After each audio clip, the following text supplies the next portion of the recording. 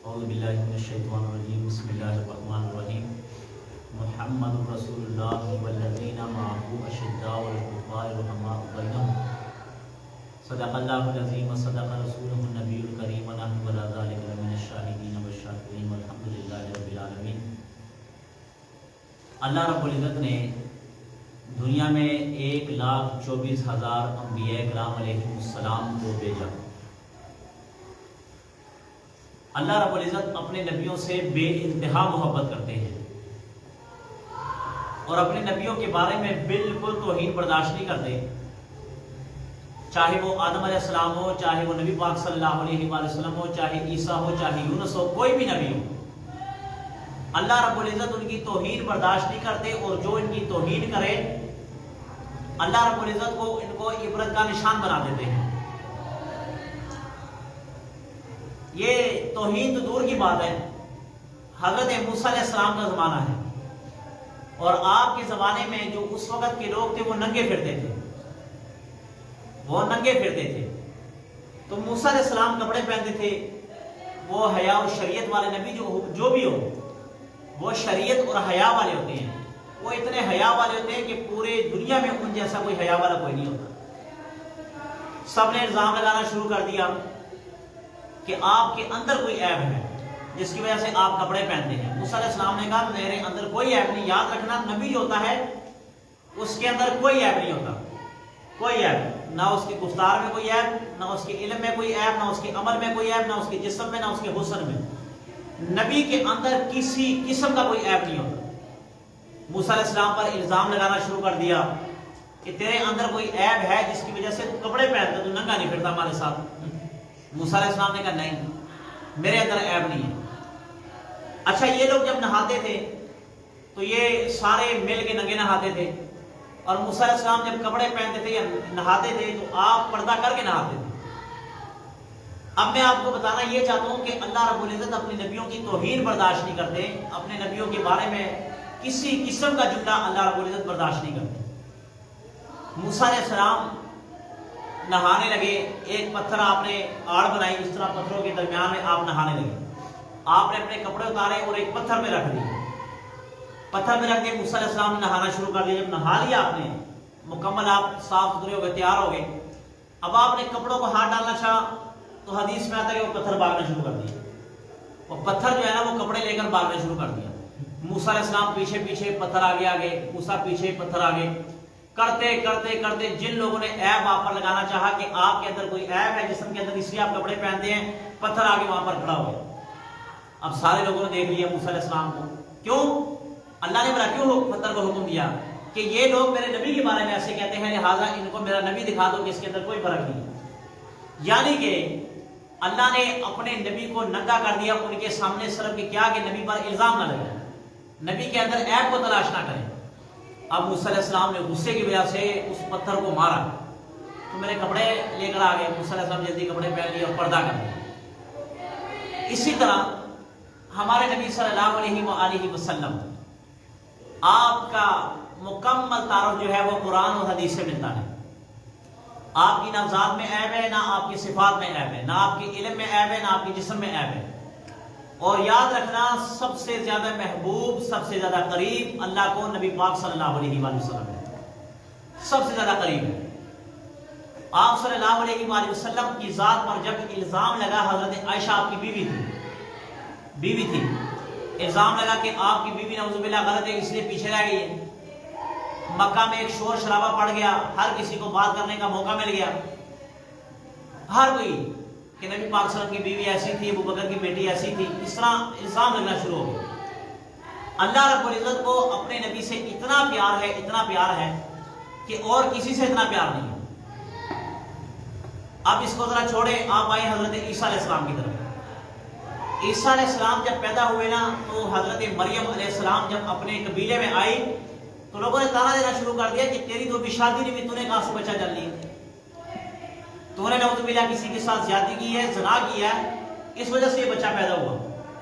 اللہ رب العزت کو برداشت نہ ہوا، اللہ رب العزت نے چھوٹے بچے سے جو عیسیٰ علیہ السلام نبی تھے ان کے منہ سے کہلوایا، جو اب آپ 2 سے 3 دن تھے، آپ کی عمر 2-3 دن ہے، آپ بول پڑے کہ میری ماں مریم ہے، میں حلالی ہوں، یہ اللہ تعالیٰ کی طرف سے میں روح اللہ ہوں، میں اللہ کی روح ہوں، اللہ کا حکم ہوں، کن فیکون ہوں بس۔ اللہ نے اپنے نبی کی عزت پر، اپنے نبی کی نسل پر داغ لگنے سے بچانے کے لیے اللہ نے عیسیٰ علیہ السلام کو بلوایا۔ اور جب بات نبی پاک صلی اللہ علیہ وآلہ وسلم کی عزت کی آتی ہے، آپ کے گھرانے کی، آپ کے ازواج میں سے کسی پر الزام آتا ہے، تو اللہ کو اپنے نبی سے اتنا پیار ہے، اتنا پیار ہے کہ اللہ رب العزت سورۃ نور کے اندر 17 سے 18 آیتیں خود پیش کرتا ہے، عرش سے جبرائیل کو بھیجتا ہے کہ جبرائیل یہ آیتیں لے جا نبی پاک صلی اللہ علیہ وآلہ وسلم پر نازل کر دے اور آنے والی دنیا کو بتا دے کہ میرے نبی پر جو الزام لگاتا ہے یہ غلط ہے۔ خود عرش والے نے گواہی دی ہے کہ عائشہ پاک ہے، عائشہ پاک، اس پر کوئی الزام نہیں ہے۔ تو نبی ہوتے ہیں، بہت بڑی ہستی ہوتی ہے، نبی کے بارے میں ذرا بھی اپنے دل میں شک لاؤ گے کافر ہو جاتا بندہ، ذرا برابر بھی، ایک اللہ کی ذات، ایک نبی کی ذات، ان کے بارے میں تھوڑا بھی شک و شبہ کرو گے بندہ کافر ہو جاتا ہے۔ آج کل ہر طرح ہر جگہ فتنے ہی فتنے، ہر جگہ فتنے ہی فتنے۔ قادیان کا فتنہ، قادیانیوں نے فرقہ اٹھایا ہوا ہے، وہ کہتے ہیں وہ ہمارا غلام قادیانی وہ نبی ہے۔ اب آپ دیکھیں نبی کے اندر عیب نہیں ہوتا۔ موسیٰ علیہ السلام کے اندر لوگوں نے کہا عیب ہے، اللہ رب العزت نے پتھر کو حکم دیا کہ کپڑے لے جا، موسیٰ علیہ السلام کو ننگا لا کر کھڑا کر دیا، یہ دیکھو اس کے اندر عیب نہیں ہے۔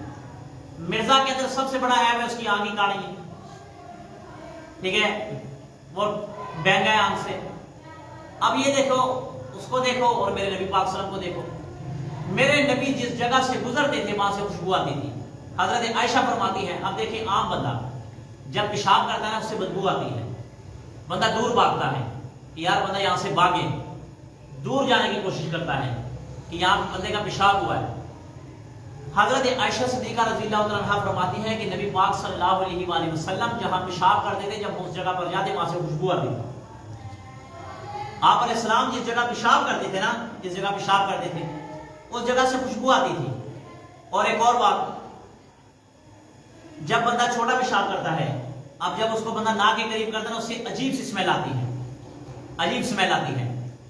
اللہ کے نبی چارپائی پر لیٹے ہوئے ہیں اور آپ نے ایک برتن سا تھا اس میں پیشاب کیا تھا۔ اسی طرح ایک صحابی تھی یا صحابیہ تھی، ان کو حکم دیا کہ جا کر یہ بات پھینک کر آؤ، ٹھیک ہے نا، یہ تھا یا غالباً یہ تھا کہ انہوں نے وہ خود اٹھایا اور وہ پی لیا۔ بعد میں سے پوچھا کہ اس برتن میں پیشاب تو وہ کہاں گیا، اس نے کہا میں نے پی لیا۔ وہ تمہیں یہ نہیں پتا یہ پیشاب تھا کہ پانی۔ اب مقصد یہ ہے کہ اگر پیشاب سے بدبو آتی جیسے اس کو ناک کے قریب کر لیتے تو پتہ چل جاتا کہ یہ پیشاب ہے، ٹھیک ہے، مگر نبی کا پیشاب بھی اتنا پاک ہے، نبی کا بول و براز بھی اتنا پاک ہے کہ اس سے خوشبو آتی ہے۔ حضرت انس رضی اللہ عنہ کی والدہ فرماتی ہیں کہ نبی پاک صلی اللہ علیہ وآلہ وسلم میرے گھر تشریف لائے تو آپ کا پسینہ میں نے آپ کو کہا یا رسول اللہ ایک بوتل ہے، اس میں اپنا پسینہ اس میں ڈالا۔ اب وہ کہتے ہیں کہ میں نے نبی پاک صلی اللہ علیہ وسلم کا پسینہ اس میں جمع کر لیا۔ اللہ کے نبی میرے گھر سے چلے گئے، میرے گھر سے دور دور سے لوگ آ رہے ہیں اور کہہ رہے ہیں کہ تو نے گھر میں کون سی خوشبو رکھی ہے کہ تیرے گھر سے خوشبو آ رہی ہے؟ کہا میں نے کہا خوشبو کوئی بھی نہیں ہے، صرف نبی کا پسینہ ہے، نبی کا پسینہ۔ اب دیکھیں نبی کے پسینے، آپ اور میں گرمی مجھے پسینہ آ جائے، آپ کو آجائے کتنی بدبو آتی ہے، بلکہ اوروں کو تو آئے نہ آئے بندہ خود بڑا اپنے پسینے سے تنگ ہو جاتا ہے، اتنی بدبو۔ مگر اللہ کے نبی سے، نبی کے پسینے سے بدبو نہیں آتی، خوشبو آتی ہے۔ اور اللہ کے نبی جب صحرا میں پیشاب کرنے جاتے تھے تو حدیث پاک میں آتا ہے کہ جتنے بھی درخت ہیں نا وہ آپ صلی اللہ علیہ وسلم کے قریب آ کر کھڑے ہو کر آپ پر چھاؤں کرتے تھے، اور پردہ یعنی کہ خود بخود ایسے اکٹھے ٹہنیاں آپس میں مل جاتی تھی، جب اللہ کے نبی پیشاب کرتے تھے وہ درخت اپنی اپنی جگہ پر چلے جاتے تھے۔ یہ ہمارے نبی پاک صلی اللہ علیہ وسلم کی عزت عظمت ہے۔ کسی نبی کے بارے میں توہین نہیں کرنی چاہیے، کسی کو حق نہیں بنتا کہ کسی نبی کے بارے میں توہین کرے۔ اگر کوئی بھی 1,24,000 انبیاء میں سے کسی ایک نبی کا بھی انکار کر دے گا وہ مسلمان نہیں رہے گا۔ ہم مسلمان ہیں، ہم اپنے نبی کو بھی مانتے ہیں، عیسیٰ علیہ السلام کو بھی مانتے ہیں، موسیٰ کو بھی مانتے ہیں، ہم سارے نبیوں کو مانتے ہیں۔ اگر ہم کسی ایک کا انکار کر دیں گے تو ہم کافر ہو جاتے ہیں۔ ہمارا مذہب ہمیں یہ کہتا ہے، ہماری شریعت ہمیں یہ کہتی ہے، ہمارے نبی نے ہمیں یہ بتایا کہ ہم اگر کسی ایک نبی کا یا کسی ایک کتاب کا انکار کر دیں گے تو ہم کیا ہو جائیں گے؟ کافر ہو جائیں گے۔ تو لہٰذا اس بات کی کسی کو اجازت نہیں کہ کوئی کسی نبی کی توہین کرے، اور نہ ہی کسی کو اجازت دینی چاہیے بلکہ اس کے بارے میں ایک سخت قانون ہونا چاہیے کہ کسی کی دل آزاری نہیں ہونی چاہیے، کسی کی دل آزاری نہیں ہونی چاہیے۔ ظاہر بات ہے جب مسلمانوں کے نبی کے بارے میں بولا جائے گا تو مسلمانوں کی دل آزاری ہوگی، مسلمان اٹھیں گے، چیخیں گے، چلائیں گے، احتجاج ہوگا، نقصان ہوگا، ملک کو نقصان ہوتا ہے، معیشت کو نقصان ہوتا ہے، عوام کو نقصان ہوتا ہے، کاروبار کو نقصان ہوتا ہے۔ یہ سارے نقصان کیوں ہیں؟ کہ صرف ایک لفظ کہنے کی وجہ سے۔ تو لہٰذا ہم سب کو اللہ رب العزت کی دعا ہے کہ ہمیں اپنے نبیوں کی تعریف اور عزت کرنے کی توفیق عطا فرمائے۔